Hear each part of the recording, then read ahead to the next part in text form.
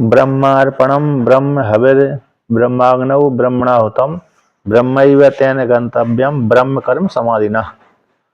तो जो विद्वान है तो वो इस प्रकार से वो ब्रह्म वेत्ता है, इस प्रकार से ज्ञान की दृष्टि रख करके हवन करता है। अतः जो अर्पण जिस साधन के द्वारा अर्पण किया जाता है उसमें भी ब्रह्म दृष्टि रखता है, और जो हवि है उसमें भी ब्रह्म दृष्टि रखता है। जो अग्नि और हवि को जिसमें डाला जाता है अधिकरण में, उसमें भी ब्रह्म दृष्टि रखता है, और जो डालता है डालने वाला कर्ता वह भी ब्रह्म है। और कहते होते जो हवन क्रिया हो रही है वह भी ब्रह्म है। और कहते हैं ब्रह्मैव तेन गंतव्यम कर्म समाधिना, और ब्रह्म ही उसको प्राप्त होता है। एन ज्ञान रूप जो कर्म है ब्रह्म ही कर्म है। कर्म रूप समाधि के द्वारा जो फल प्राप्त होता है उसको, तो फल भी कौन है? ब्रह्म ही है। कर्म भी ब्रह्म है, कर्ता भी ब्रह्म है, करण भी ब्रह्म है, अधिकरण भी ब्रह्म है, और संप्रदान भी ब्रह्म है। इस प्रकार से पांच का वर्णन कर दिया। कर्ता है, कर्म है, करण है, संप्रदान है और अधिकरण है। तो इस प्रकार से वो आख्यान बना करके फिर वर्णन कर दिया कि परमात्मा की प्राप्ति इस प्रकार से ब्रह्मवेत्ता क्या करता है? चिंतन करता है। अब और उसी को और आगे कहते हैं कि जो ब्रह्मवेत्ता है वह ब्रह्मवेत्ता यदि सन्यासी है तो वो क्या करता है? कर्मों का त्याग कर दिया और तो आत्मा का अकेला चिंतन करता रहता है। भोजन आदि दृष्टि रख सकता है, लेकिन जो किसी प्रकार से लोक संग्रह किसी प्रकार से उसने संन्यास नहीं कर पाया, कर्मों का त्याग नहीं कर पाया, तो फिर वो कर्म जो करता है तो उस कर्मों में इस प्रकार दृष्टि रखता है। अर्थात जो सुरवा आदि है भाई अधियज्ञ है, तो अधियज्ञ में कैसी भाई बुद्धि जो की जाती है चरुआ आदि में, तो वो चरुआ आदि भी कौन है? ब्रह्म ही है। और अध्यात्म में तो ब्रह्म कौन है? अध्यात्म में शरीर के भीतर आत्मा ही ब्रह्म है। शरीर के भीतर आत्मा ही ब्रह्म है। उस ब्रह्म आत्मरूप ब्रह्म में जो भी क्रिया आ रही हो है उस क्रिया को सबको ब्रह्म में ही आरोप करता है। इस प्रकार से वर्णन कर दिया। और उसी कहते हैं के एवं लोक संग्रह चिकित्सुणापि क्रियमाणम कर्म परमार्थो अकर्म ब्रह्म बुद्धि उपमर्दितत्वात्। इस वाक्य के द्वारा कहा गया कि लोक संग्रह को करने वाले कर्ता के द्वारा क्रियमाण कर्म, लोक संग्रह जो करता है ब्रह्मवेत्ता उसके द्वारा किए जाने वाले जो कर्म है वह कर्म यद्यपि दूसरे की दृष्टि में कर्म ही बन रहा है, किंतु पारमार्थिक रूप से शास्त्र दृष्टि से तो वह अकर्मी है, अर्थात कर्म नहीं कर रहा, क्योंकि ब्रह्म बुद्धि के द्वारा ब्रह्म ज्ञान के द्वारा अज्ञान की निवृत्ति हो गई। इस हेतु से उसका कर्म भी अकर कोटि में चला जाता है। एवं सती ऐसी प्राप्ति हो जाने पर कहते हैं जो लोक संग्रह को करने वाला है वो कर्म करता हुआ भी अकर्मी कहलाता है, अकर्म ही है उसका। और किंतु जिसने अरे संन्यास ले लिया वो तो कर्म करता नहीं, भिक्षाटन आदि कर्म करता है, तो भिक्षाटन आदि कर्म भी करता है तो उसको भी कर्म अकर्मी है। दूसरे की दृष्टि में भली वो कर्म कर रहा है, भिक्षाटन आदि कर्म कर रहा है, लेकिन स्वयं की दृष्टि में भिक्षाटन आदि कर्म भी उसका नहीं बन रहा। एवं सती इस प्रकार से प्राप्त हो जाने पर कर्मत्व ब्रह्म का ज्ञेयत्व होने से प्राप्यत्व होने से, कर्मत्व है ना, ब्रह्म का जो कर्मत्व है ज्ञेयत्व प्राप्त उसे से जान लेना चाहिए। एवं सती निवृत्त कर्मणोपि सर्व कर्म संन्यासी न सम्यक दर्शन स्तुत्यर्थम। कहते हैं जिसके सारे कर्म निकल गए हैं ऐसे सन्यासी के, जिस सन्यासी ने सारे कर्मों का त्याग कर दिया है ऐसे उस सन्यासी का सम्यक, उस सन्यासी को जो ज्ञान की प्राप्ति उस ज्ञान की स्तुति के लिए इस प्रकार से वर्णन किया है। किसके लिए? ज्ञान की स्तुति के लिए। तो सम्यक ज्ञान की स्तुति अर्थ में सम्यक ज्ञान की स्तुति के लिए जिसने सारे कर्मों का त्याग कर दिया है, ऐसे जो इस प्रकार से ब्रह्म का चिंतन करता है, सब कुछ ब्रह्म ही जानता है, और ब्रह्म ज्ञान कैसे आदि यज्ञ से श्रेष्ठ है। तो सम्यक ज्ञान की स्तुति के लिए सम्यक ज्ञान रूप अध्यात्म यज्ञ में, सम्यक ज्ञान रूप अध्यात्म यज्ञ है, यानी आज शरीर आत्मा में ही सब कुछ आरोप कर लिया, आत्मा से तो कुछ है ही नहीं है। जो मन में जो चिंतन करता है, खाता हूँ मैं पीता हूँ सब कुछ ब्रह्म ही है, ब्रह्म से तो कुछ है ही नहीं है। और कहते उसे सम्यक ज्ञान रूप अध्यात्म यज्ञ, उस यज्ञ में, ज्ञान में, उस ब्रह्म में यज्ञत्व संपादनम, यज्ञत्व का आरोप कर दिया गया है। यानी सम्य ज्ञान रूप जो परमात्मा है, ज्ञान है, वो अध्यात्म यज्ञ है। विष्णु वही यज्ञ, ऐसा वर्णन किया, विष्णु वही यज्ञ। इस प्रकार जो अध्यात्म यज्ञ, और अध्यात्म शरीर के भीतर रहने वाला परमात्मा यज्ञ है, और जो भोजन आदि किया जाता है वो भी यज्ञ की आरोप कर दिया गया। तो ऐसी ज्ञानी के अध्यात्म यज्ञ में जो यज्ञत्व संपादन किया गया, आरोप किया गया है, तो आरोप जो किया गया तो उस जो संपादन किया अध्यात्म यज्ञ, वो उस ज्ञान की सूत्रम पद्धति, तो ज्ञान की कैसी, ज्ञान का निश्चित रूप से वो पद्धति, यानी क्या हो जाता है, सरलता से ज्ञान हो जाता है, सरलता से ज्ञान की प्राप्ति हो जाती है कि जो मैं खा रहा हूँ पी रहा हूँ वही ब्रह्म है, जिसके द्वारा मैं अरे खाता हूँ वही ब्रह्म है, जो खा रहा हूँ वही ब्रह्म है, जिस जो पात्र आदि वो भी सब ब्रह्म है, ब्रह्म से तो दूसरा देखते ही नहीं है। तो ज्ञान का यज्ञ संपादन जो किया गया है अध्यात्म यज्ञ में, वो सरलता से गृहीत हो जाता है। और कहते हैं सूत्राम पद्धति यद अर्पण आदि यदि यज्ञ प्रसिद्धम तद अस्य अध्यात्म ब्रह्म ये परमार्थ। जो अर्पण आदि जो आदि यज्ञ होता है, आदि यज्ञ में यानी बाहर के यज्ञ में, आदि यज्ञ का अर्थ बाहर का यज्ञ, उस बाहर के यज्ञ में जैसे अर्पण आदि क्रिया होती है, उसी प्रकार से अध्यात्म में जो अर्पण आदि करता है वो सारा कुछ ब्रह्म ही है। परमार्थ दर्शनी का, परमार्थ दर्शन करने वाले सन्यासी का शरीर के भीतर जो भी अर्पण आदि किया जाता है वह कौन से ब्रह्म ही है। तो ऐसे प्रकार से वर्णन किया। यदि कहते हैं तद अस्य इस ब्रह्मवेता का अध्यात्म वो कौन है, शरीर के भीतर जो भी अर्पण आदि किया जाता है और शरीर आदि को लेकर के कहते हैं वह ब्रह्म ही है। इस प्रकार से वर्णन कर दिया। यहाँ पर टीका में कहता है यथा जिस प्रकार से 1 2 3 चौथी पंक्ति बाह्य यज्ञ के अनुष्ठान में जो समर्थ नहीं है, ऐसे व्यक्ति के अज्ञानी के लिए संकल्प आदि, संकल्प स्वरूपात्मक जो ऐसे यज्ञ का विधान किया जाता है, संकल्प स्वरूपात्मक यज्ञ की यज्ञ का विधान किया जाता है, दृष्ट देखा जाता है। उसी प्रकार से ज्ञान का यज्ञत्व संपादनम, ज्ञान को जो ज्ञानी के ज्ञान है उसका यज्ञ संपादन स्तुति के लिए है। यज्ञ संपादन किया कि ज्ञान की स्तुति के लिए हो गया। ज्ञान इस प्रकार से ज्ञान प्रज्ञानम ब्रह्म को लेकर के तो सब कुछ ब्रह्म ही है। तो यज्ञत्व संपादन किया वो ज्ञान की स्तुति के लिए, सूत्राम रूप से उससे ज्ञान की स्तुति भी हो जाती है। सूत्राम स्तुति के लिए, सूत्राम पद्धति का मतलब ज्ञान की स्तुति हो गई। अतः ब्रह्म ज्ञान के द्वारा अज्ञान निवृत्ति हो गई। अब सब कुछ जो कैसे है उस अपरोक्ष ज्ञान के माध्यम से जान लिया, सब कुछ ब्रह्म ही है, ब्रह्म से तो कुछ है ही नहीं है। इस प्रकार से उस ज्ञान की महिमा हो गई, जिस ज्ञान ने अविद्या का नाश कर दिया और सब कुछ ब्रह्म बना दिया, जिससे ब्रह्म ज्ञान ने अज्ञान की निवृत्ति कर दी। अज्ञान की निवृत्ति करने के पश्चात उसने किसको बना दी, सब कुछ ब्रह्म ही बना दिया। एक ज्ञान की कैसी होगी, स्थिति होगी। तो ज्ञान से सूत्राम पद्धति का अर्थ ज्ञान की स्तुति के लिए उत्पन्न हो जाती है। अतः स्तुति के लिए रूप से यज्ञ से संपादन किया गया ज्ञान का, वो ज्ञान की स्तुति के लिए है। यानी इतना बड़ा महान ज्ञान है जिसके द्वारा अविद्या का नाश हो जाता है और सब कुछ ब्रह्म बन जाता है।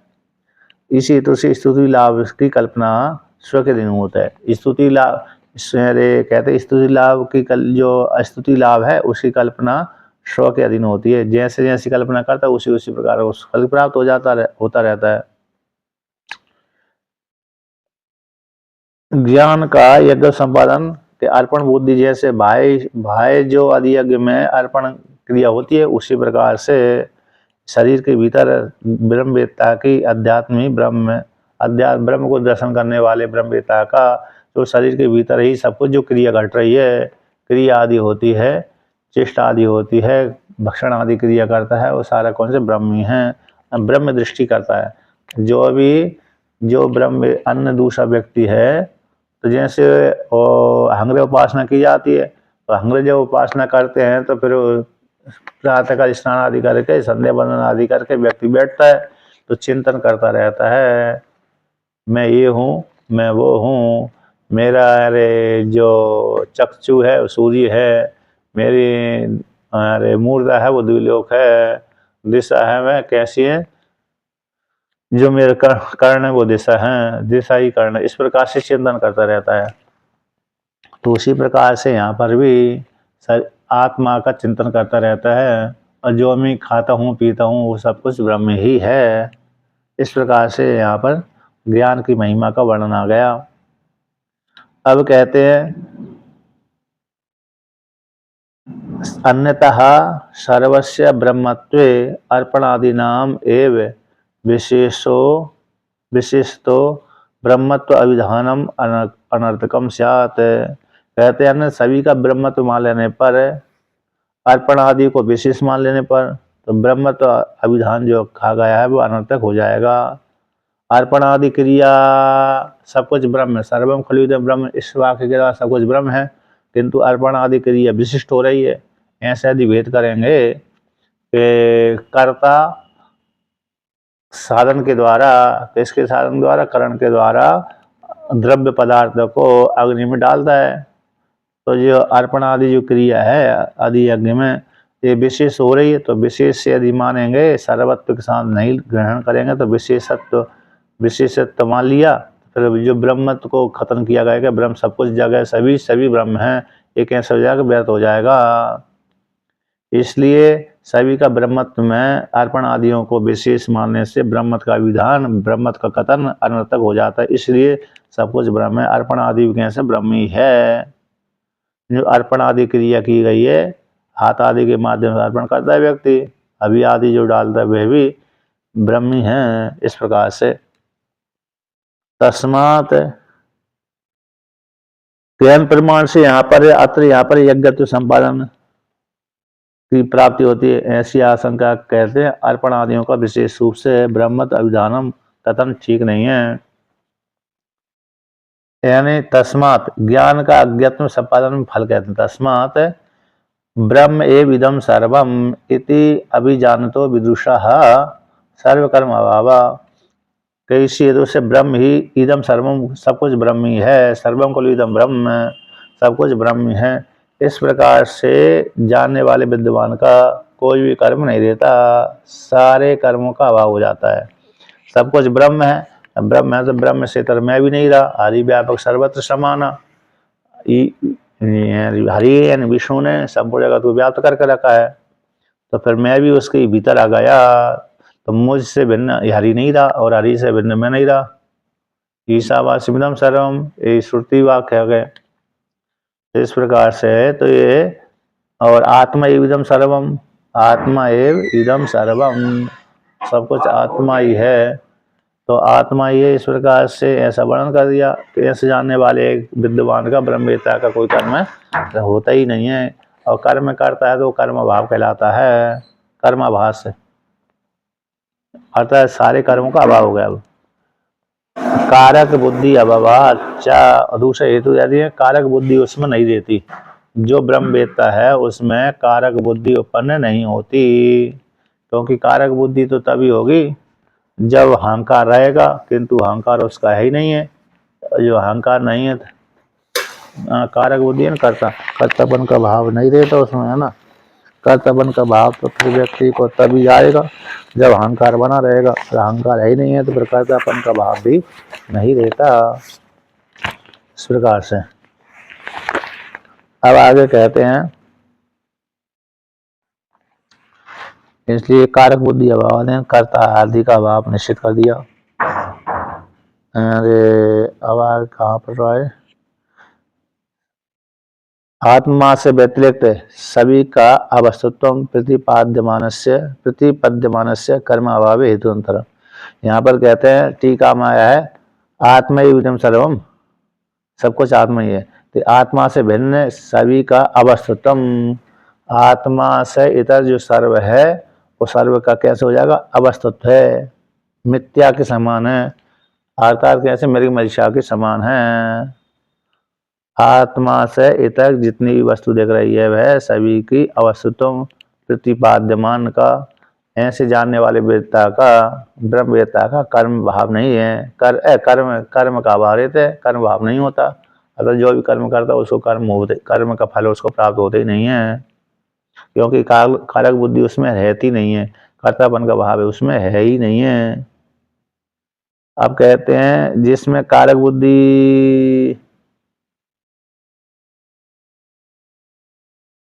बुद्धि का तेसु उनमें अभिमान का अभाव होने पर भी किस लिए कर्म न स्यात्, किम कर्म न स्यात्, कारक बुद्धि का भी तेसु उनमें अभिमान का अभाव होने पर, अभिमानस्य जिसमें जो कर्म करता है उसमें अभिमान के भावना होने पर भी, फिर किमिति कर्म न किमिति अभिमान का भावना होने पर भी, कहता है जिससे ब्रह्मवेत्ता आदि में कारक बुद्धि के अभिमान का भावना होने पर भी, किमिति क्यों कर्म न स्यात्, कर्म क्यों ना हो, ऐसे आशंका लेकर कहते हैं। अर्थात जो ब्रह्मवेत्ता है जिसमें कारक बुद्धि नहीं है, अहंकार नहीं है, तो अहंकार न होने पर भी कर्म क्यों नहीं बनेंगे। पूर्व पक्षी का प्रश्न है, जिसमें अहंकार भाव नहीं है, कारक बुद्धि नहीं है, कर्तापन का भाव नहीं है, तो फिर भी कर्म कर रहा है व्यक्ति। तो जब कर्म कर रहा है तो उसमें अरे वो अहंकार कर्म बन जाए उसका, है ना, कर्म है उसका बन जाना चाहिए अहंकार की भावना होने पर भी। कहते नहीं, कारक बुद्धि रहितम यज्ञाख्यम कर्म दृष्टम, जिस साधक में कारक बुद्धि नहीं है उसमें यज्ञ के कर्म भी नहीं देखा गया। पूर्व पक्षी का कहना था कि जिसमें यद्यपि ठीक है कर्तापन का भाव नहीं, अहंकार नहीं है, कारक बुद्धि रूप जो अभिमान था उसका अभाव है, अभाव होने पर भी ब्रह्मवेत्ताओं में कर्म क्यों ना माना जाए, अतः हो जाए कर्म बन जाए। तो भगवान भास्कर कहते हैं कारक बुद्धि से रहते, जिसमें कारक बुद्धि नहीं है ऐसे यज्ञ कर्म उसमें देखा नहीं जाता। यज्ञ कर्म मैं यज्ञ करने वाला करता हूँ, है ना, यज्ञ जो है वो यज्ञ एक साधन है, उस साधन के द्वारा साधुरूप फल की मुझको प्राप्त होगी, ऐसा कारक बुद्धि से रहते वाले का नहीं देखा जाता है। किंतु जिसमें कारक बुद्धि है और ऐसा व्यक्ति वो कर्म करता रहता है, जिसमें कारक बुद्धि है ही नहीं है तो कर्म भी नहीं करता,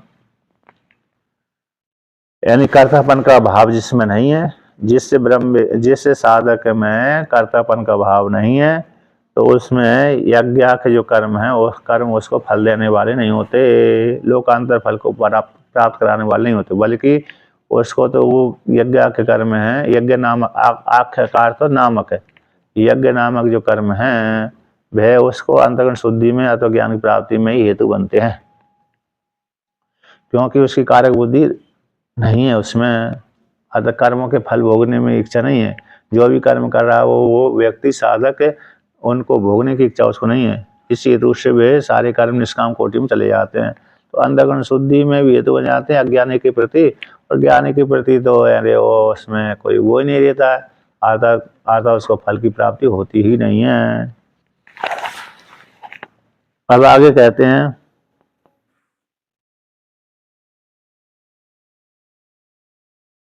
सर्व अन्वय व्यतिरेक के द्वारा, यहाँ पर दृढ़ निश्चय करते हैं, अन्वय व्यतिरेक के द्वारा क्या करते हैं, दृढ़यति, अच्छा दृढ़यति करते हैं, दृढ़ करते हैं, दृढ़म करोति थी दृढ़यति, एक वाक्य आता है दृढ़म करोति इति दृढ़यति, है ना, नाम धात्वा तू बनाकर कर दिया। तो कहते हैं अब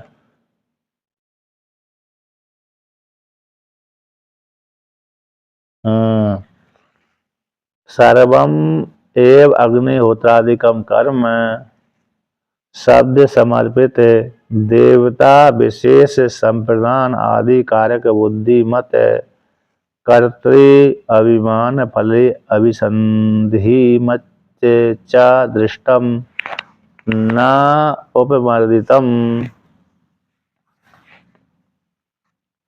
क्रिया न उपमर्दित है क्रिया कारक फल भेद बुद्धि मत करते तो अभिमान फला फल अभिसंधि रहितम बा। तो यहाँ पर वर्णन करते हैं कि सर्वम अग्निहोत्रादिकम कर्म, जितना भी अग्निहोत्रादि कर्म है ना, सर्वम एवं अग्निहोत्रादि कर्म। तो अग्निहोत्रादि शब्द से वो जाना गया जो कर्म है, अग्निहोत्रादि नाम से जाना गया जो कर्म है वह शब्द समर्पित, शब्द समर्पित कर्म हो गया अग्निहोत्रादि जो कर्म है। तो कर्म किस नाम से जाना जाता है? अग्निहोत्रादि कर्म से, अग्निहोत्रादि के नाम से। ऐसे कोई पिंड विशेष है, मनुष्य का शरीर है, तो मनुष्य का शरीर है तो वो शरीर है तो उस किस नाम से जानेंगे? कहते हैं मनुष्य। अरे मनुष्य की आकृति इस प्रकार की होती है, मनुष्य की आकृति इस प्रकार की होती है तो मनुष्य जाति के नाम से वो गृहीत हो जाता है। यदि 2-4 पैर वाला कोई है जानवर, तो जानवर भी उसकी जाति के अनुसार मान लिया जाता है, उस विशेष। उसी प्रकार से जो कर्म है, तो कर्म किसके नाम से जाना जाता है? कि अग्निहोत्रादि के कर्म से। अग्निहोत्रादि जो कर्म हैं वे कर्म कौन से किसको अर्पित है? कि देवता विशेष को बोध कराने वाले हैं। वह कर्म किसी न किसी देवता से संबंधित होने वाला है। अब उस देवता के लिए उस कर्म में आहुति डाली जाती है। तो संप्रदान कहते हैं, संप्रदान आदि कारक बुद्धि होती है। एक कर्म हो गया और इस कर्म का ये देवता हो गया, और मैं अब साधन के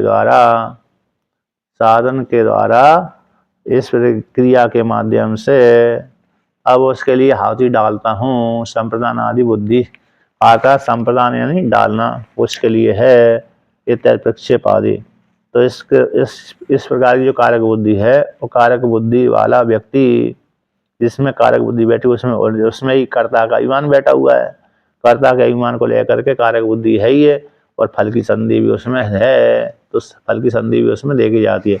जिसमें कर्तापन का भाव है, कर्म कर रहा है, कारक बुद्धि जिसमें है, कर्तापन का भाव है, तो फल की संधि भी उसको है। तो फल की संधि को लेकर के, कर्तापन के भाव को लेकर के और कारक बुद्धि को लेकर के ही क्या देखा जाता है? कर्म देखा जाता है। कर्म दृष्टम देखा जाता है।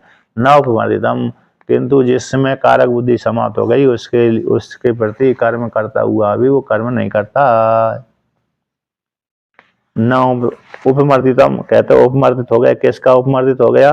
क्रिया कारक फल भेद बुद्धि मत कर्तृत्व अभिमान फल अभिसंधि रहितम बा। तो उपमर्दित हो गया, क्रिया है, कारक है, फल है, भेद है, भेद बुद्धि वाला, क्रिया कारक फल भेद बुद्धि वाला और कर्तृत्व अभिमान, कर्तृत्व फल अभिमान की अभिसंधि से रहित वाला। कर्तृत्व जो अभिमान है वो कर्तृत्व अभिमान नहीं है, क्रिया कारक फल भेद आदि है, कर्तृत्व अभिमान और फल की संधि से रहित है, फल की संधि से रहित हुआ। जो कर्ता भी कैसे? कर्म कर्ता अहंकार से अभिमान और फल की संधि से रहित हुआ। इस प्रकार से उसमें फिर कर्म देके ही नहीं जाते। जिसमें क्रिया कारक फल भेद है और देवता का ज्ञान विशेष है और कर्तापन का ज्ञान है, तो उसमें तो फल की संधि देखी जाती है। किंतु जिसमें अद्वैत ज्ञान के माध्यम से क्रिया कारक फल भेद बुद्धि समाप्त हो गई है ना, फल बुद्धि और कर्तृत्व अभिमान की फल की संधि से रहते वह जो है, तो उसमें भी फिर कर्म नहीं देखे जाते। और जिसमें अहंकार है तो अहंकार है तो कर्म देखे जाएंगे। इदम तो कहते हैं,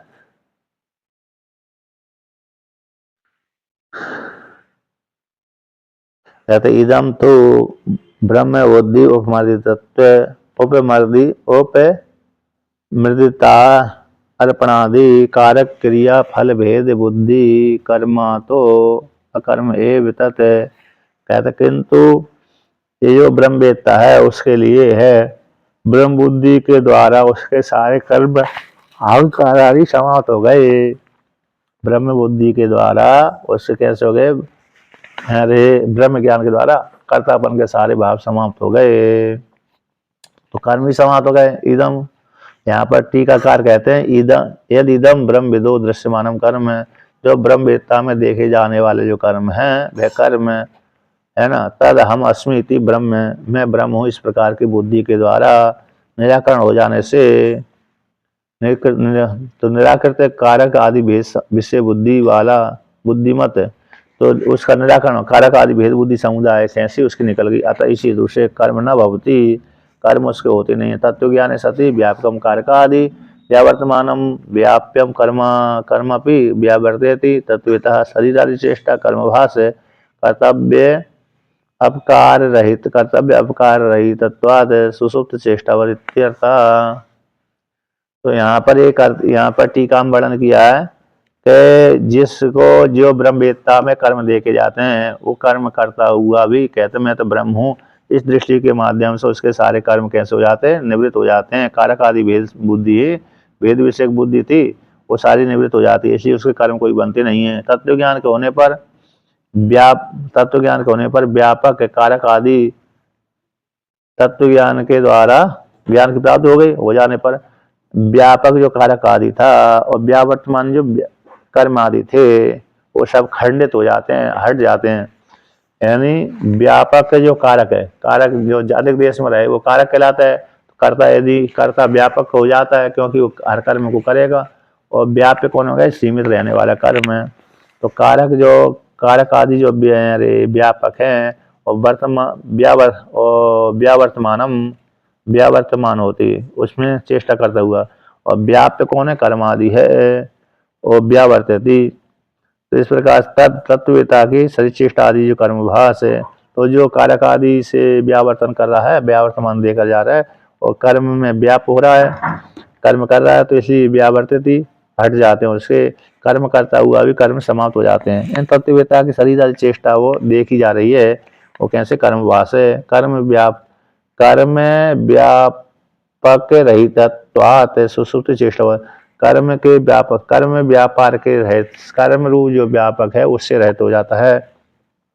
जैसे सुसुप्ति में व्यक्ति चेष्टा तो करता है, सुसुप्ति में सोने वाला व्यक्ति चेष्टा करता है, लेकिन उसमें कर्तापन का भावना होने से चेष्टा करता हुआ चेष्टा नहीं करता। बहुत से व्यक्ति सुसुप्ति में बहुत चिल्लाते हैं, है ना, स्वप्न में तो शांत रहता है व्यक्ति, लेकिन सुसुप्ति में गया हुआ व्यक्ति क्या सोचे, चिल्लाता है, हाथ पैर पटकता रहता है। लेकिन उसकी दृष्टि दूसरा व्यक्ति तो देखने वाला व्यक्ति तो कहता बहुत हाथ पैर पटकता सोता हुआ ये, किंतु स्वयं की दृष्टि में उसमें स्वयं की दृष्टि से वह व्यक्ति तो कुछ है हाथ पैर चलाता ही नहीं है, क्योंकि उस काल में सोया हुआ है, सोए हुए की जिंदगी कार्य नहीं कर रहे हैं। तो मैं हाथ पैर चलाता था, ये उसको ज्ञान ही नहीं होता। अब जब उसने बार बार देख लिया, किसी ने बार बार टोक करके बोला कि तुम हाथ पैर चलाते हो, तब फिर उसको धीरे धीरे शक होने लगा, फिर पक्का मान लेता। हाँ, कभी ज्यादा अर्ध निद्रा में जब वो होता है तब जान लेता है कभी कभी। तो कहते हैं इसलिए इदम तो ब्रह्म बुद्धि के द्वारा उपमर्दित हो जाने से कौन कौन कारक बुद्धि को उपमर्दन होगा, तो अर्पण आदि जो क्रिया अर्पण आदि है कारक क्रिया फल भेद बुद्धि वाला जो व्यक्ति है ना, तो वो जो कर्म करता है ब्रह्मवेत्ता, उसके जो कर्म कैसे अकर्मी हैं, क्योंकि ब्रह्म बुद्धि के द्वारा अहंकार उसका निषेध हो गया। ब्रह्म बुद्धि के द्वारा उसका अहंकार निषेध हो जाने से, खंडित हो जाने से, नष्ट हो जाने से अर्पण आदि को लेकर के, भक्षण आदि को लेकर के, अग्निहोत्र आदि कर्म को लेकर के क्रिया कारक फल भेद समुदाय वाले जो उसमें कर्म किए जाते हैं वो कर्म उसके अकर्म ही कहलाते हैं, क्योंकि उसने फल को तो चाहा नहीं।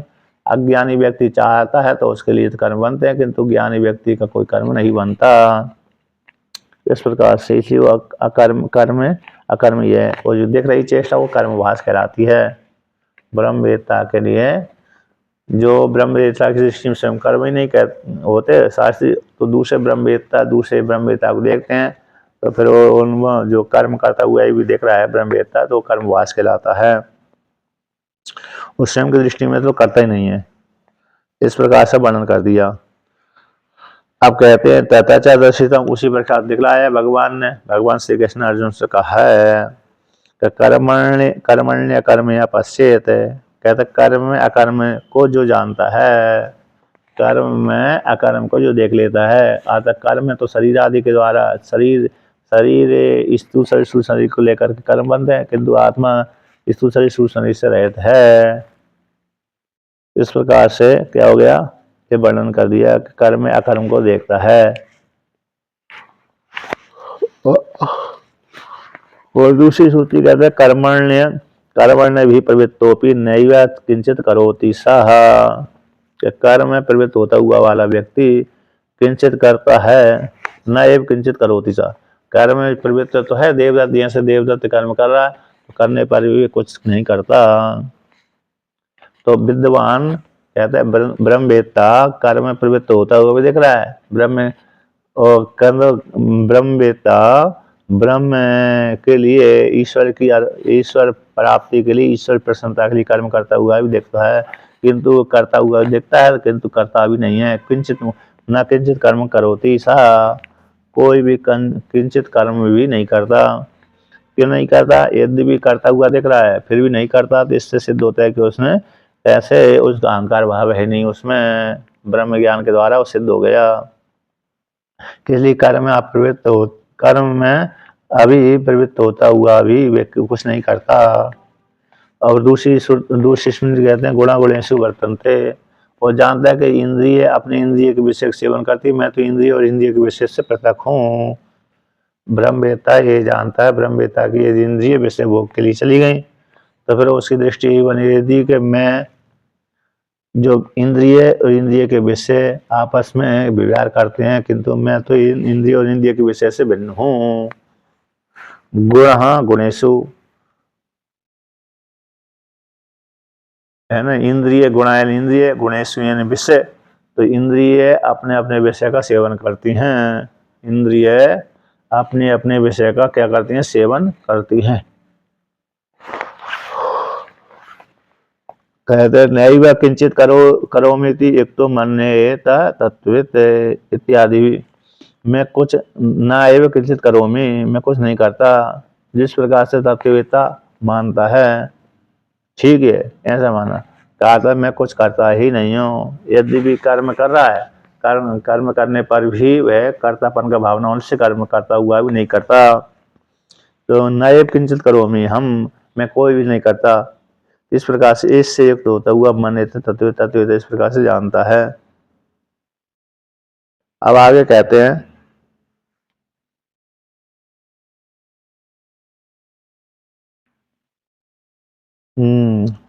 मान्यता तत्ववेत्ता उसको तत्ववेत्ता रूप से जानो, ऐसे जो मानता है ऐसे जानता है मैं कुछ नहीं करता, वो तो समझ लो उसको क्या जानना चाहिए, ब्रह्मवेत्ता जानना चाहिए, तत्ववेत्ता जानना चाहिए। अब यहाँ पर वर्णन कर दिया, कहते दृष्टाचा तथाचा दर्शन से तत्र तत्र क्रियाकारक फल भेद बुद्धि उपमदितम करोति। कहते हैं तथा उसी प्रकार से दिखलाएंगे भगवान, दिखला दिए और आगे भी दिखलाएंगे, पूर्व में तो दिखला दिए गए और आगे भी दिखलाएंगे। तत्र तत्र वहां पर जहाँ पर प्रसंग आएगा वहां पर दिखलाएंगे। कहते क्रियाकारक फल भेद बुद्धि उपमर्दित करोति, क्रियाकारक फल भेद बुद्धि है जो विव्यार भेद को लेकर के, तो उपमर्दम करोति, ब्रह्म ज्ञान के द्वारा कैसे हो जाए तो उसका नष्ट हो जाता है। अगर क्रियाकारक फल भेद समुदाय के समाप्त हो जाने पर ब्रह्म ज्ञान समाप्त हो गए तो कृतकृत हो जाता है। और जब तक ब्रह्म ज्ञान नहीं होगा तब तक वो निर्विशेष रूप से बुद्धि नष्ट नहीं होगी।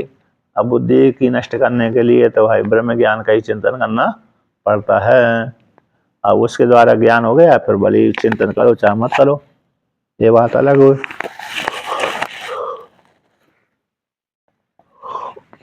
अब आगे कहते हैं दृष्टाचार, अविद्वान के समान विद्वान भी कर्म में प्रवर्तमान हो दृश्यते, तथापि तस्य कर्म अकर्म इति दृष्टान्त महा।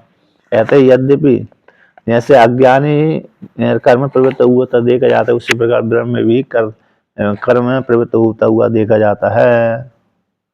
तो कहते हैं तस्य उस ब्रह्मवेत्ता के कर्म अकर्म ये, उस ब्रह्मवेत्ता के तो कर्म अकर्म हो जाते हैं, किंतु अज्ञानी के तो कर्म अकर्म नहीं होते बल्कि कर्म ही रहते हैं। इस प्रकार से ऐसी प्राप्ति हो जाए, इस प्रकार से प्राप्त हो गई, उसी को लेकर कहते हैं कि तथा दस्यंस तत्र तत्र क्रिया कारक फल भेद फल बुद्धि उपमादितम करोते हैं। अच्छा, वहां पर दृष्टाचा, तो वहां पर इस प्रकार से भगवान ने दिखला दिया गया कि वहां पर क्रिया कारक फल भेद बुद्धि का समाप्ति है। समाप्ति हो जाने से तो भेद बुद्धि का ब्रह्म ज्ञान नष्ट हो गई, नष्ट हो जाने के बाद चार कुछ करता ही नहीं ब्रह्मवेत्ता। दृष्टाचार देखा गया कहाँ पर, काम अग्निहोत्रादो, काम में उपमर्दन, काम में अग्निहोत्रादि हानि देख लोक में देखा गया। जैसे किसी ने कामना पूर्वक काम अग्निहोत्रादि कर्म किया था, यानी काम अग्निहोत्रादि में काम में जो अग्निहोत्रादि वो है कर्म है, उस कर्म में कामना को लेकर के व्यक्ति प्रवृत्त हुआ था। प्रवृत्त हुआ तो काम, और जो उसकी कामना, जिस कामना को लेकर प्रवृत्त हुआ था वह कामना उसकी नष्ट हो गई। कैसे हो गई? कामना नष्ट हो गई। भजन किसके करके? अग्निहोत्रादि कर्म करके। तो काम को, कामना के, जो हम किसी भी कामना को लेकर अनुष्ठान कर रहे थे, ऐसे व्यक्ति बहुत से मरणासन्न होते हैं तो व्यक्ति खूब अनुष्ठान करवाते हैं, और दूसरा जिनके घर में कोई परेशानी हो जाती है वो अनुष्ठान करवाते हैं। ऐसे कोई व्यक्ति किसी को परेशान करता रहता है, और उससे परेशानी आता, किसी के ग्रह ही खराब हो जाते हैं। कभी कभी व्यक्ति के कैसे हो जाते हैं, ग्रह खराब हो जाते हैं, है ना। ग्रह के माध्यम से व्यक्ति को अरे दुख उठाना पड़ती है। फिर उसी को माध्यम से जब ग्रह के कारण ग्रह खराब चल रहे हैं तो दूसरे व्यक्ति परेशान भी करने लगते हैं। तो परेशान करने लगते हैं तो फिर कहते हैं ये मेरे को परेशान करते हैं। और कभी कभी व्यक्ति के पूर्व जन्म के अनुसार उसके पितर बिगड़ जाते हैं, या पितर बिगड़ जाते हैं तो पितर क्यों बिगड़ जाते हैं? क्योंकि उनको पिंडदान आदि देते नहीं है, इसलिए पितर बिगड़ जाते हैं, तो वो परेशान कर देते हैं। तो इस प्रकार से तो अब उनके जो दुख आया, कष्ट आया जीवन में व्यक्ति का, वो इसकी निवृत्ति के लिए काम कर्म करता है। क्या करता है? काम कर्म करता है। क्योंकि हमने कोई भी कष्ट को लेकर अनुष्ठान किया था, अब अनुष्ठान जो किया था कष्ट को हटाने के लिए, अब वो हमने वो अनुष्ठान, हमारा पूरा कष्ट निवृत्त हो गया तो हम उस अनुष्ठान को फिर छोड़ देते हैं। अथवा हम जिस कामना को लेकर के अनुष्ठान आरंभ किया था और आधा अनुष्ठान हो पाया, पूरा हुए नहीं, तो फिर वो कर्म भी व्यक्ति छोड़ देता है कभी कभी। उसी को कहते हैं काम अग्निहोत्रादि में देखा गया, लोक में देखा गया काम अग्निहोत्रादि कर्म में काम के उपमर्दन हो जाने से, जैसे काम में अग्निहोत्रादि कर्म कर रहा है, उसकी कामना के नष्ट हो जाने से तो कहते हैं काम में अग्निहोत्रादि हानि, काम के जो काम अग्निहोत्रादि है उसकी हानि हो जाती है ना। यानी कामना के नष्ट हो जाने पर कामना की पूर्ति हो जाती है तो फिर बीच में नहीं, फिर बाद में करता ही नहीं है। कामना की पूर्ति नहीं हुई तो करता रहता है। इसलिए काम अग्निहोत्रादि की हानि कारक हो गया, काम अग्निहोत्रादि करना बंद कर देता है। इस प्रकार से अब आगे कहते हैं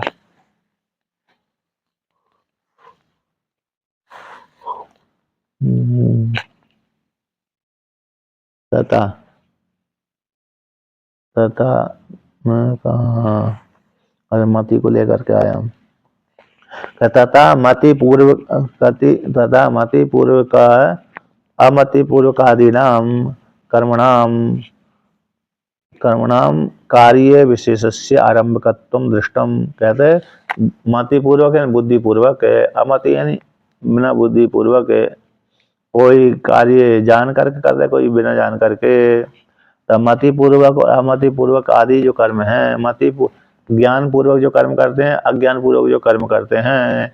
ज्ञान पूर्वक कर्म करने वाले व्यक्ति और अज्ञान बिना जानकर कर्म करने वाला व्यक्ति, इन दोनों को मति पूर्वक है, ज्ञान पूर्वक हो गया, और अमति यानी अज्ञान पूर्वक हो गया। ऐसे जान करके अनजान करके जो कर्म किए जाते हैं वो कर्म कहते हैं बाह्य कार्य विशेष के आरंभक होते हैं। कार्य विशेष कैसे होते हैं? आरंभक होते हैं। अब आप कहते हैं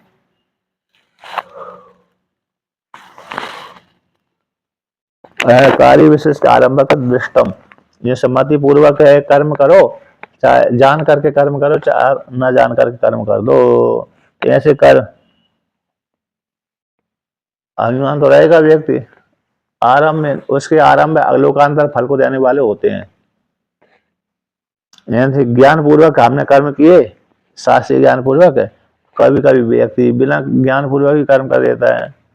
ऐसे उसके कार्य विशेष जो उसके जो कर्म हो गए, ऐसे कर्म कार्य विशेष का आरंभ होते हुए देखे गए हैं लोग में। यानी जैसे हमने कुछ किसी को मदद करी अभी, तो वैसे किसी में दया भाव ज्यादा रहता है, तो कभी कभी किसी कोई व्यक्ति उसको मदद करता रहता है ना, मदद करता रहता है वो। तो उसी प्रकार से उसकी कोई परेशान होगा, उसकी मदद कर दी, तो मदद कर दी तो उससे कोई, उसने जिसकी मदद करी उसने कोई आशीर्वाद तो दिया होगा, तो वही भाई आशीर्वाद उसके लिए कैसा अगली जन्म की प्राप्ति में हेतु हो गया। अब किसी कोई दान पुण्य करता रहता है तो उसको कहते तुम खूब करते रहो, है ना। तो इस प्रकार से वो उसमें दान पुण्य करता रहता है, दान पुण्य करते रहता है, उसको लोकांतर फल अच्छा बनता रहता है। तो कार्य विशेष के आरंभक होते हुए देखे गए हैं, लोकांतर फल की प्राप्ति में हेतु देखे जाते हैं। प्रारंभ प्रारंभ प्रारंभ शुरू करना, तो आरंभ का मतलब अगले ये है, इसका आशय है जो ज्ञान पूर्वक जो कर्म करता है व्यक्ति, वो बिना जान करके जो कर्म करता है, जैसे चलते चलते जान पूर्वक है तो अग्नि अरे पुण्य कर्म करता है व्यक्ति, जानबूझ करके व्यक्ति क्या करता है, पुण्य कर्म करता है। और बिना जान करके जो कर्म बन जाते हैं उसके, ऐसे चीटा चीटी मर गए कि नहीं बने। और कोई जानबूझ करके ही मार देता है, कोई बिना जान करके ही मार देता है। ऐसे अब अरे ऊपर देख कर चल रहे हैं, नीचे चीटे चीटे पड़े हुए हैं, चीटे रंग रहे हैं, चीटा चीटी। अब जहाँ पर बहुत ढेर से निकल रहे थे उसी के ऊपर पैर रखता हुआ चला जाता है व्यक्ति, और देख रहा था ऊपर, इधर उधर देख रहा था, नीचे अचानक वो लान चल रही थी चीटा चीटियों की, तो उनके ऊपर पैर रखकर चला जाता, बिना बुद्धि पूर्वक हुआ ना वहां पर। तो जिस प्रकार से पुण्य का फल मिलता है उसी प्रकार पाप का फल मिलता है।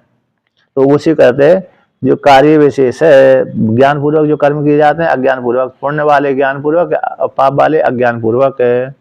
अतः पुण्य कभी कभी पाप वाले कर्म ज्ञान पूर्वक भी हो जाते हैं, है ना। तो बिना जान के भी है नहीं, थोड़ा जानकर करने से थोड़ा ज्यादा फल मिलता है, न जानकर करने से थोड़ा कम हो जाता है।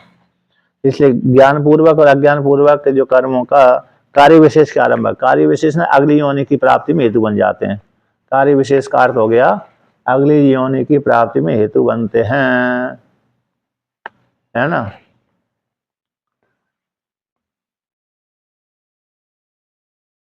ऐसे ऐसे है ना, कोई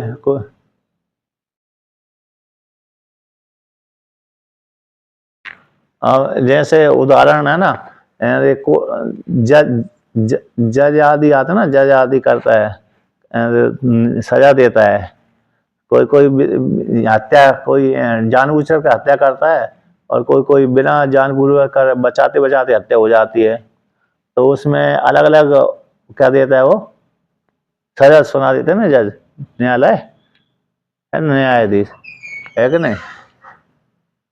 तो यहाँ पर ज्ञान पूर्वक जो कर्म किए जाते हैं उसका विशेष फल होता है, अज्ञान पूर्वक जो कर्म किए जाते हैं उसका विशेष फल तो होता है लेकिन कम होता है, उसकी अपेक्षा कम होता है।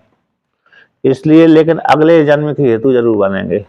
ज्ञान पूर्वक जो कर्म किए जा रहे हैं, अज्ञान पूर्वक जो कर्म किए जा रहे हैं, वो कर्म कार्य विशेष का आरंभ मतलब अगली जन्म की प्राप्ति में हेतु, है ना, अगले योनि देने में हेतु बन जाते हैं।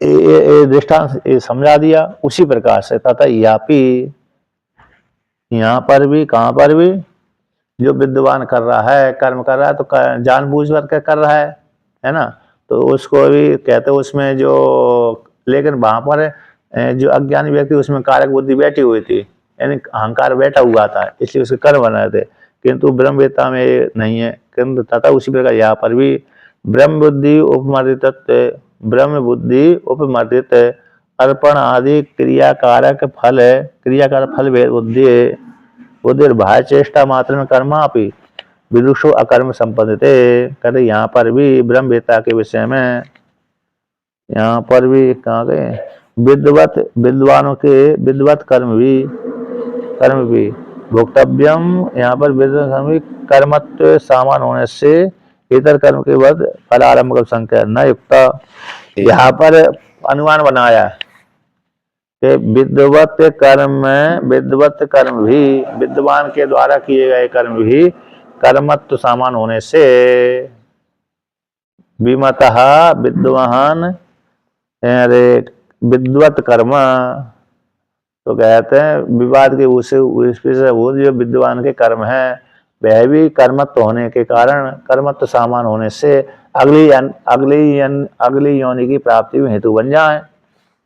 कहते हैं विद्वान के 1 2 3 4 5 छठी पंक्ति है ऊपर से, अरे 182 नंबर पृष्ठ पे। तो विद्वान के जो कर्म भी कर्मत्व सामान होने से इतर कर्म के समान, जैसे अज्ञानी के कर्म है अगली योनि की प्राप्ति में हेतु बनते हैं, नए आरंभ की प्राप्ति में हेतु बनते हैं, उसी प्रकार से यहाँ पर भी विद्वान के कर्म भी इतर के समान, अज्ञानी समान फल के आरंभक हो जाए, ऐसी आशंका करके करना युक्ता, ऐसी शंका ठीक नहीं है। तो कहते हैं तथा उसी प्रकार यहाँ पर भी जो ब्रह्मवेत्ता कर्म करता, ज्ञान होने के पश्चात कर्म करता है, जब कर्म करता है तो कहते हैं यहाँ पे ब्रह्म बुद्धि के द्वारा उपमा देते हैं, उससे ब्रह्म बुद्धि के द्वारा अज्ञान निवृत्ति हो गई, मैं कर्म करने वाला करता हूँ, मैं भोगता हूँ, ये बुद्धि उसकी समाप्त हो गई। तो समाप्त हो जाने से कहते हैं अर्पण आदि जो क्रिया, अर्पण आदि को लेकर के यज्ञ जो किया जाता है उसमें अर्पण आदि किया जाता है, आहुति डाली जाती है। तो अर्पण आदि जो क्रिया कारक फल भेद है बुद्धि थी, उस बुद्धि को लेकर के कर्म किया जाता है, उस बुद्धि से बाह्य चेष्टा मात्र भी कर्म भी, तो बाह्य चेष्टा मात्र कर्म भी विद्वान का जो किया जाता है, यद्यपि इस बुद्धि का तो समाप्त हो गए, मृदित आता है अर्पण आदि कारक क्रिया फल भेद बुद्धि का तो ब्रह्म विद्या के द्वारा कैसे नष्ट हो जाने पर, जैसे उपमर्दित हो गए, उपमर्दित होने पर फिर भी ब्रह्म ज्ञान के पश्चात होने की वजह से बाह्य चेष्टा मात्र से कर्म करता है। तो कर्म करने पर भी विद्वान का जो कर्म है वो कर्म कैसा अकर्म में संपद्यते, अकर्म ही है, अकर्म कोटि में चला जाता है, क्योंकि ब्रह्म ज्ञान के बाद उसको कर्तव्य का भाव नहीं रहता, और नहीं रहता तो फिर कर्म करता है तो अकर्म कोटि में चला जाता है। इस प्रकार से जानना चाहिए। और कहते हैं तथा उक्त अतः उक्तम समग्रम प्रविलीयते इति, क्योंकि उसका कर्म अकर्म कोटि में चला गया, इसी हेतु से उसका समग्र कर्म संपूर्ण कर्म है प्रविलीयते नष्ट हो जाता है, विनश्यति विनाश भाव को प्राप्त हो जाता है। सप्तमी के द्वारा विद्वत प्रकरण परामृष्टम, षष्ठी में तो समान अधिकरण है। तो जिस प्रकार से उसके कर्म कैसे सारी लीन हो जाते हैं, तथा में जो सप्तमी विभक्ति आई है ना, तो विद्वान के प्रकरण का परामर्शन किया जाता है। उस विद्वान के प्रकरण में यहाँ पर टीकाकार कहते हैं तथा यह में जो यह शब्द आया है वो सप्तमी, यह शब्द सप्तमी के वाचक होता है। तो विद्वान का प्रकरण का परामर्शन किया इस वाक्य के द्वारा, तथा उसी पर यहाँ पर भी, कहाँ पर भी विद्वान के प्रसंग में भी ब्रह्मवेत्ता जब कर्म करता है तो उस कर्म का क्रियाकारक फल भेद बुद्धि समाप्त हो गई ब्रह्म ज्ञान के द्वारा, लेकिन ज्ञान होने के पश्चात ही भाष्येष्टा से कर्म करता है, भाष्येष्टा से कर्म करता हुआ भी उसे कर्म अकर्म कोटि का ही है, कर्म नहीं है।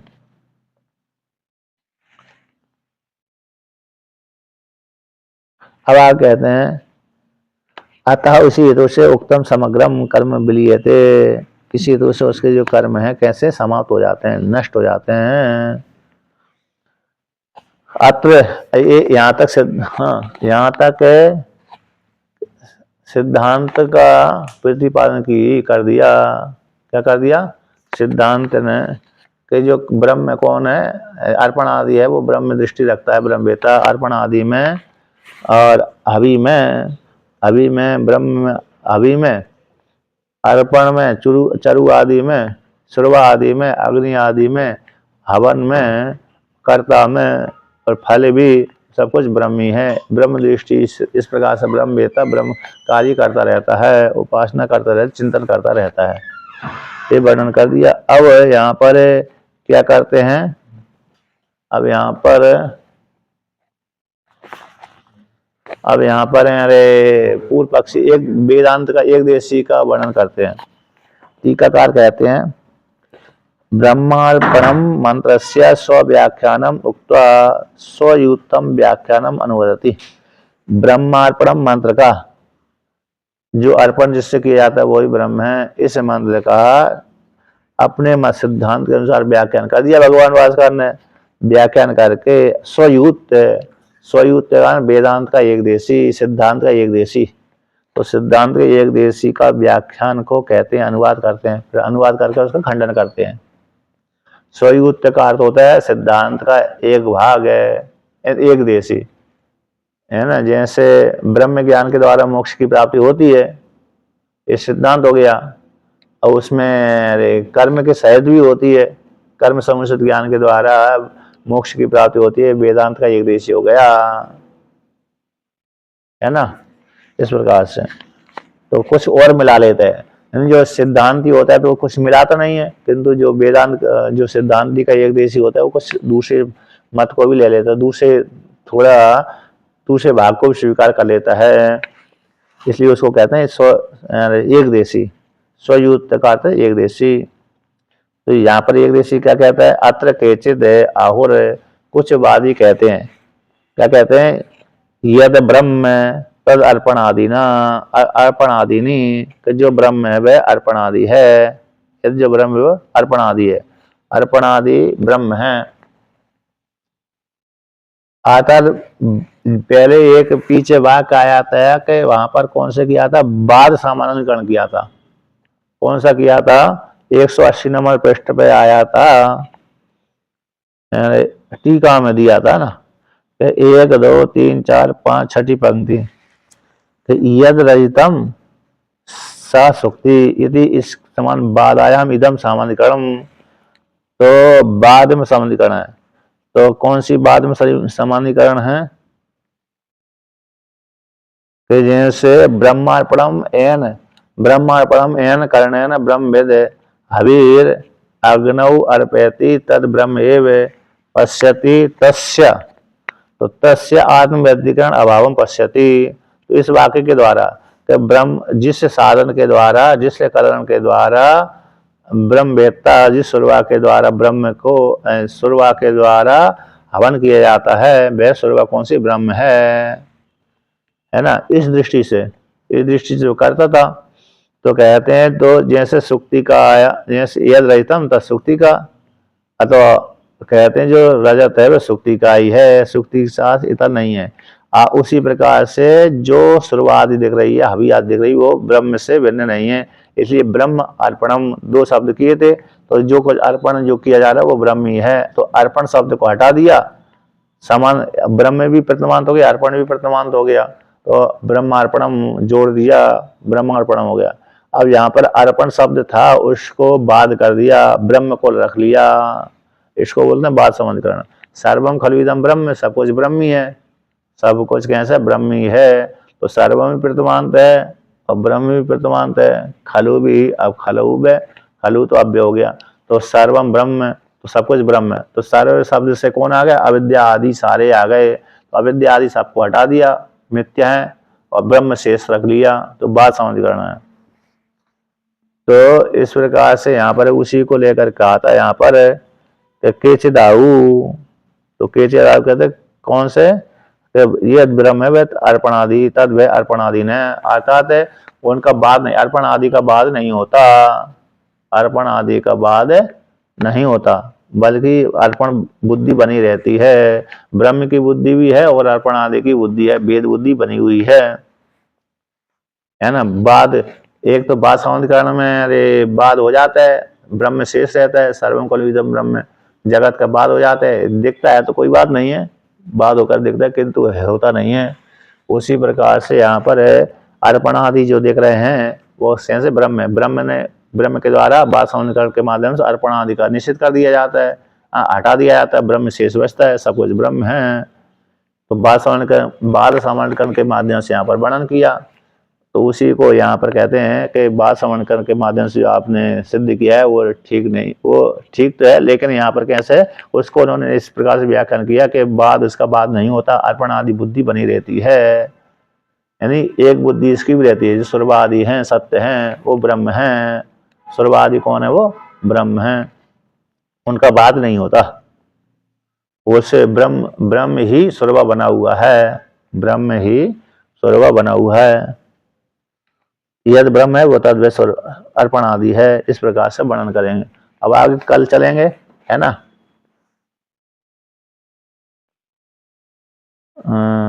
उसी यहाँ इस प्रकार से वर्णन किया था कि चिदाव से चलेंगे, है।